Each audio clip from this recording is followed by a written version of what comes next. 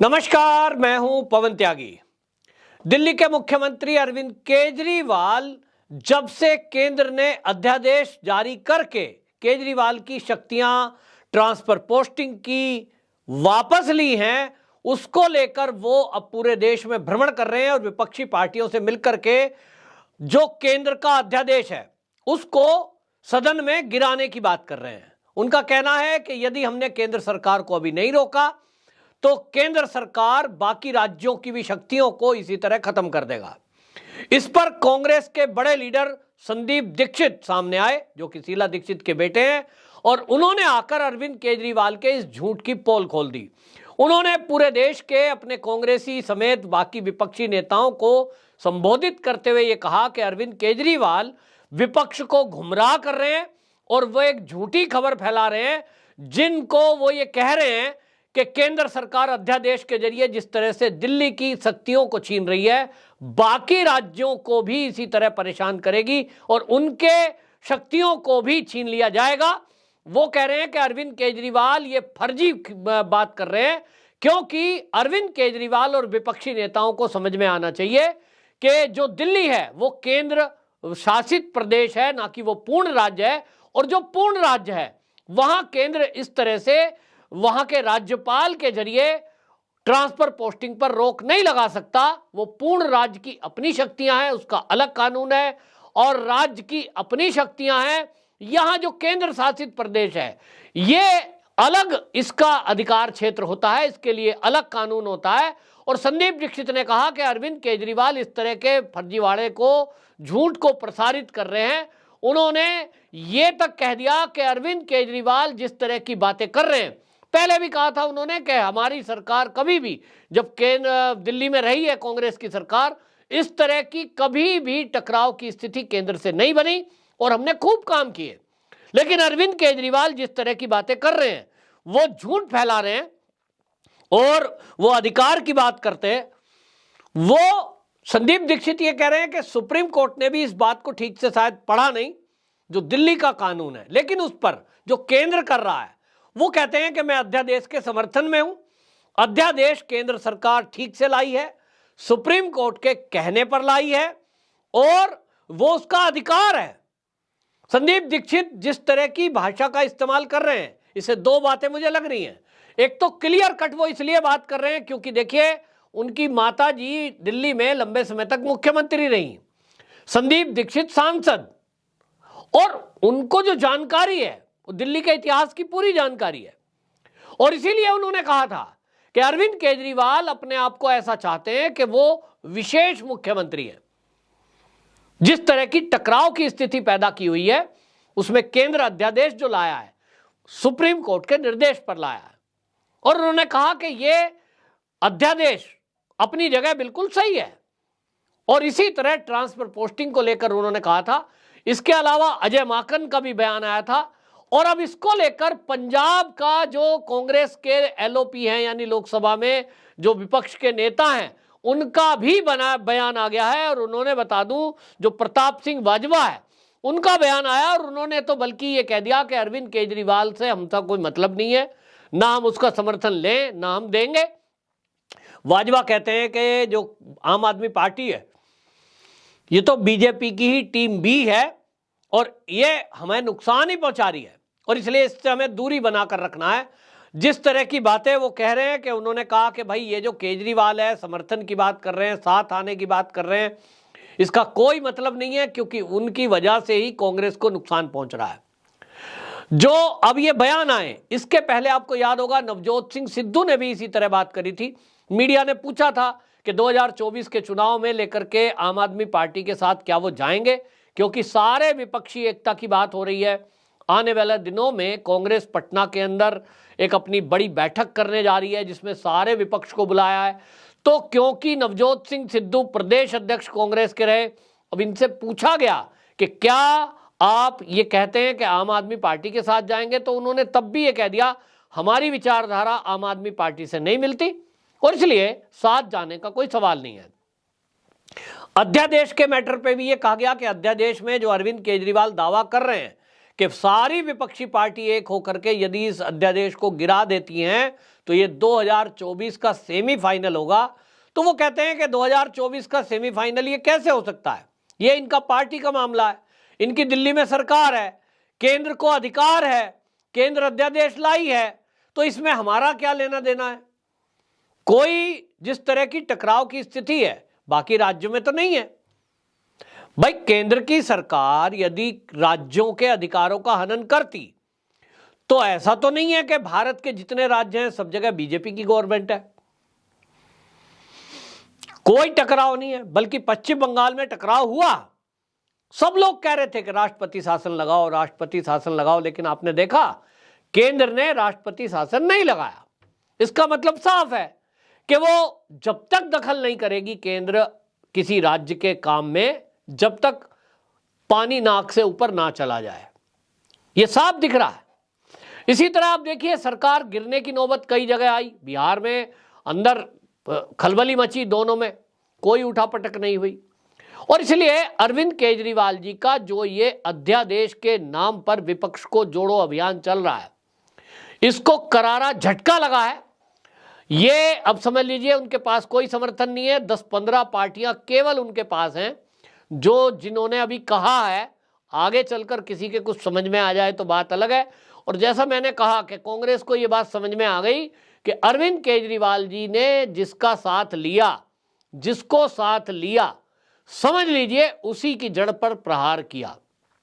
आम आदमी पार्टी का ये इतिहास है, खासतौर पे केजरीवाल जी का, कि उनके साथ जो उनके सगे थे, खास दोस्त, जिन्होंने शुरू में संगठन में इनका सहयोग दिया, उन्हीं को साइड कर दिया। और इसीलिए सब दूरी बनाए हुए हैं। दूसरी बात, जिस तरह की बातें अरविंद केजरीवाल करते हैं उनकी क्रेडिबिलिटी पर सवाल है। ये विपक्षी पार्टियों के नेता और कांग्रेस कह रही है। वो कहते हैं कि जिस तरह की बातें ये कर रहे हैं, अभी तो कह रहे हैं कि 2024 में मैं कांग्रेस को सपोर्ट करूंगा, शरद पवार को सपोर्ट करूंगा, लेकिन इन्हीं के नेता बोल रहे हैं कि 2024 में तो एक ही व्यक्ति है जो मोदी का मुकाबला कर सकता है, वो तो है अरविंद केजरीवाल। तो इसका मतलब महत्वाकांक्षा जो है 2024 में वो प्रधानमंत्री बनने की है और प्रधानमंत्री चेहरा बनना चाहते हैं। दूसरी तरफ कांग्रेस और राहुल गांधी विदेशों की यात्रा कर रहे हैं, अमेरिका में जाकर चर्चा कर रहे हैं, तो वो अपने आप को स्थापित कर रहे हैं। कर्नाटक का चुनाव जीतने के बाद जो राहुल गांधी है वो तो सपना संजोए बैठे हैं कि अब तो देश का प्रधानमंत्री बस बन ही गया, क्योंकि कर्नाटक जीत लिया तो कांग्रेस को लगता है कि सारे बाकी के राज्य भी जीत जाएंगे और 2024 में मोदी को भी हरा देंगे। तो राहुल गांधी भारत जोड़ो यात्रा जो निकाल रहे थे वो कोई इसलिए थोड़ी निकाल रहे थे कि राजस्थान में सरकार आ जाए, छत्तीसगढ़ में सरकार आ जाए। वो जो कन्याकुमारी से लेके और कश्मीर तक यात्रा निकाली उसका मकसद एक ही था, दिख रहा है कि वो अपने आप को 2024 में मोदी के मुकाबले में एक बड़ा लीडर प्रस्तुत करने के लिए ये सारा कर रहे थे। अब अमेरिका में जब वो पहुंचे हैं तो मोदी का तो मजाक बना रहे कि मोदी को तो कोई नॉलेज ही नहीं है, मोदी तो भगवान को भी सलाह दे देते हैं, इसलिए वो सब बारे में बोलते हैं और देश के अंदर तो माहौल खराब है। तो राहुल गांधी की जो तैयारी है वो अमेरिका तक जाकर जहां वो मीडिया अटेंशन ले रहे हैं, वो क्या इसलिए थोड़ा ही कि राजस्थान में सरकार बनानी है। तय है कि ये जो विपक्षी पार्टियां हैं इनमें प्रधानमंत्री चेहरा बनेगा यदि कोई तो वो राहुल गांधी। तो इसलिए कांग्रेस का तो एक सूत्री कार्यक्रम है और इसीलिए आप देखिए कि अरविंद केजरीवाल जी ने दिल्ली में जो मल्लिकार्जुन खड़गे और राहुल गांधी से मिलने का टाइम मांगा। मुद्दा अध्यादेश पर बात करना था तो इनको टाइम नहीं मिला, ना राहुल गांधी ने टाइम दिया ना मल्लिकार्जुन खड़गे ने टाइम दिया। बिल्कुल साफ क्लियर है कि अरविंद केजरीवाल से बराबर दूरी बनाए रखनी है कांग्रेस को, क्योंकि समझ में आ गया कि जहां भी अरविंद केजरीवाल से समझौता किया वहीं कांग्रेस का नुकसान हुआ है, अरविंद केजरीवाल को फायदा हुआ है। और दिल्ली के अंदर भी कांग्रेस की बहुत किरकिरी हो रही है, क्योंकि आए दिन भारतीय जनता पार्टी को आप देख रहे हैं कि अग्रेसिव होकर के वो अरविंद केजरीवाल पर सवाल उठाती है, लेकिन कांग्रेस पूरी तरह मौन नजर आती है। और इसलिए कांग्रेस के जो दिल्ली के नेता हैं वो गिनती के नेता हैं, लेकिन उनको लगता है कि अब जनता उनसे सवाल पूछेगी जब कभी चुनाव आएगा, कि भाई जब केजरीवाल के भ्रष्टाचार खोलने का नंबर था तब तो आप मौन थे। इसका मतलब आप दोनों का कुछ समझौता था, या कुछ आपने भी उस घोटाले घपले में हाथ था आपका। क्या जवाब देंगे ये? और इसीलिए कांग्रेस के दिल्ली प्रदेश के नेताओं ने अब खुलकर केजरीवाल के विरोध में बोलना शुरू किया है। उसी कड़ी का हिस्सा अजय माकन का बयान था, उसी कड़ी का हिस्सा संदीप दीक्षित का बयान था। और आपको बता दूं कि अजय माकन और संदीप दीक्षित दोनों कांग्रेस के सीनियर लीडर हैं, बहुत सभ्यता से बात करते हैं, जानकारी बहुत है। और मैं तो एक बात कहता हूं कि देखिए, विचारधाराओं की बात है, वरना अगर वो भारतीय जनता पार्टी में आ जाते हैं तो मैं देख रहा हूं कि उनका भविष्य भी उज्जवल हो सकता है। क्योंकि केंद्र में जिस तरह की अभी माहौल बन रहा है, सीधी बात है, मोदी सरकार आएगी तो ये विपक्ष में रहेंगे। और कांग्रेस के टिकट पर अगर दिल्ली में चुनाव लड़ते हैं ये दोनों नेता, तो भाई दिल्ली से तो जीतना संभव नहीं है, या तो भारतीय जनता पार्टी के ही, क्योंकि मोदी के नाम पर वोट पड़ेगा भाई। तो संदीप दीक्षित जी का जिस तरह की एक भाषा, उन्होंने एक शब्द बोला कि मैं अध्यादेश पर भाजपा का समर्थन करता हूं, मुझे लग रहा है कि संदीप दीक्षित जी के मन में अब यह आ गया होगा कि भाई भविष्य जो है वो मोदी के साथ जुड़ने से ज्यादा है। संदीप दीक्षित और अजय माकन दोनों अच्छे नेता हैं, व्यक्तिगत रूप से मैं उनके व्यवहार को बहुत अच्छा मानता हूं। जब भी कभी आप बात करिए, बड़ी आत्मीयता से बात करते हैं, कार्यकर्ताओं से जुड़ाव रखते हैं। तो भाई अगर वो बीजेपी ज्वाइन करते हैं तो ये समझ लीजिए कि दिल्ली में एक दो चेहरे, अच्छे बड़े लीडर भारतीय जनता पार्टी को मिल जाएंगे और इन दोनों नेताओं का भी भविष्य अच्छा हो जाएगा। दिल्ली में मजबूती से मैं कह रहा हूं आपको, अगर ये भाजपा ज्वाइन कर लेते हैं तो जो अभी तक बीजेपी के पास एक हमें ऐसा चेहरा नहीं दिखाई दे रहा है कि जिसको दिल्ली का सीएम बनाया जा सके, ये नए लोगों के जुड़ने से आप देखेंगे कि इनके साथ और कई लोग ऐसे आएंगे और दिल्ली की भारतीय जनता पार्टी यूनिट को भी एक मजबूती मिलेगी। तो ये इन दोनों नेताओं को हालांकि समझना है, लेकिन जिस तरह से बयान आए हैं उससे तो एक बात तो क्लियर है कि आम आदमी पार्टी अब समाप्ति की तरफ चलेगी। जितना उसको जाना था पीक पर जा ली, अब वो गिरावट पर है, क्योंकि अब सब जगह जनता समझ चुकी कि वो फ्री बिजली, फ्री बस यात्रा, फ्री पानी की बात करके सत्ता में जब आते हैं तो वहां केवल भ्रष्टाचार करते हैं। अल्टीमेटली वो पैसा तो जेब से जा रहा है जनता का ही।